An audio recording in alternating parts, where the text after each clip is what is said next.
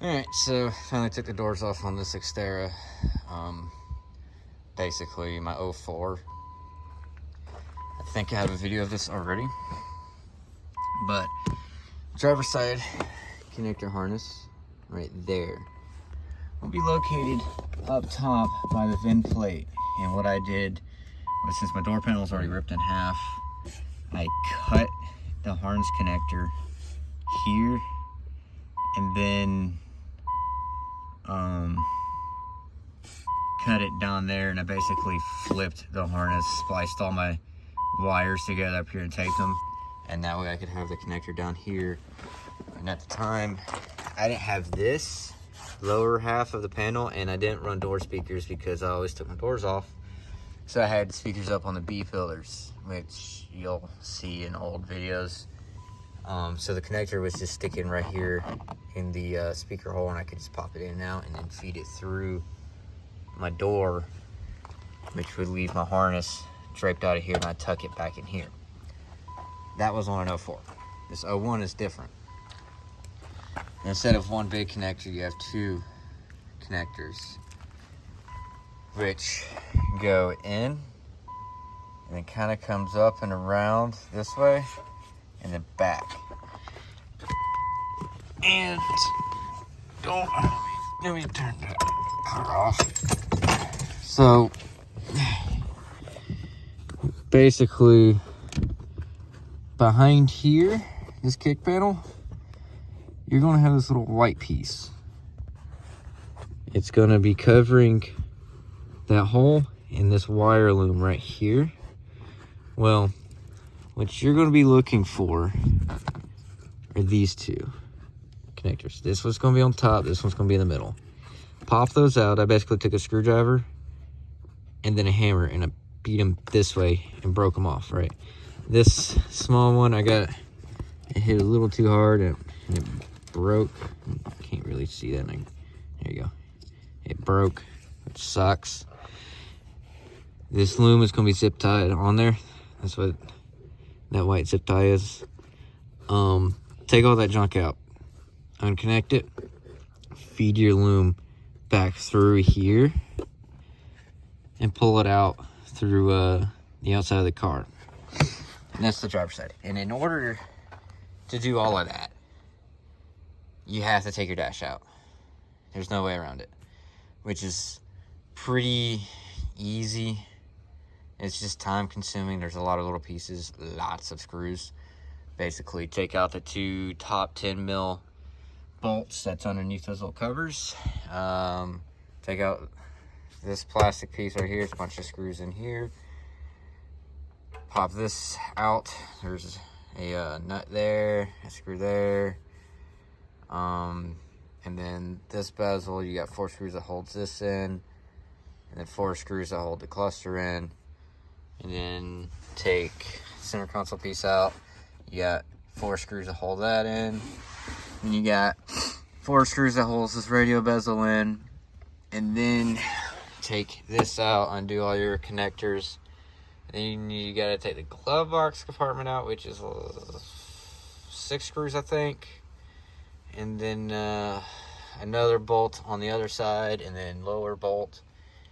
And then once you get all of that gutted out, you basically pry this dash up this way, wedge it to the side, and feed it out the passenger side. And then you'll want to be looking right above your fuse panel, and that's where your connector is going to be on the 01. I know for a fact on the 01. I don't know about the 2000, which, yeah, 2000 and 2001 will be the same. I think 2002 might be, and then 2003, 2004 will be up by the VIN plate. It's gonna be a fat connector too.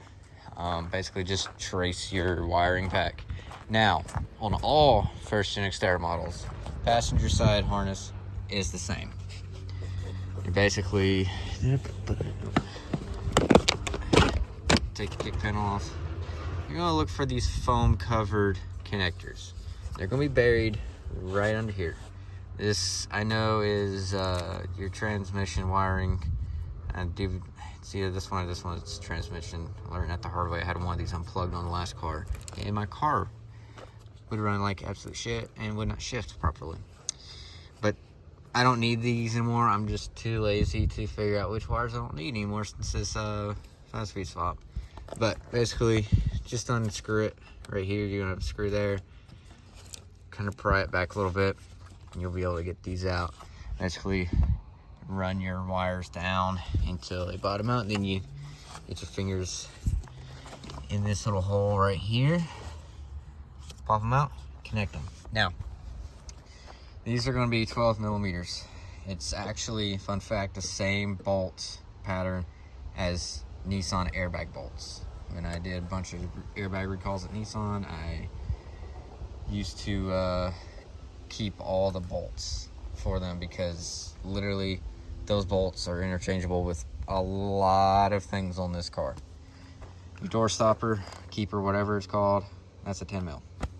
Basically, make sure your windows are down.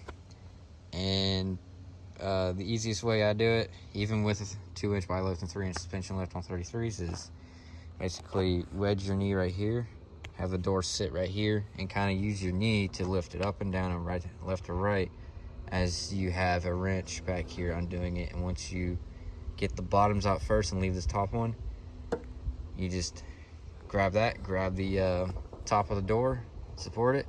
Once you feel the bolt out, slowly angle it down. I like to wedge it in between the fender and this door hinge and pull that harness out. Now, once you get the harness in, that grommet ain't gonna seat anymore properly because, well, I'm not taking the fender off to get the grommet popped in all the way. So you will have water intrusion through here. That's the downside. And what's gonna happen is you'll start to notice eventually you're gonna have a lot of mud and sand building up in here. So it's just part of it. Unless, you take your fender off every single time. But I'm not gonna do that.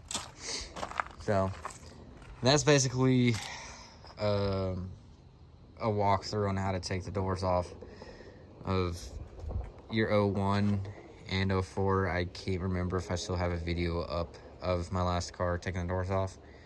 But yeah, and as far as Georgia laws go, you technically only need one mirror to be road legal, but since I have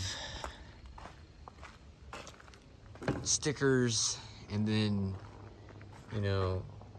a rack and my subs on top of there and a taller tire, I can't easily see out of this thing anymore. So old 80s square body Chevy mirrors screwed in does the trick for me. It's basically, I just see this. I can't see out this way, so, which sucks. But that's how I've taken these doors off.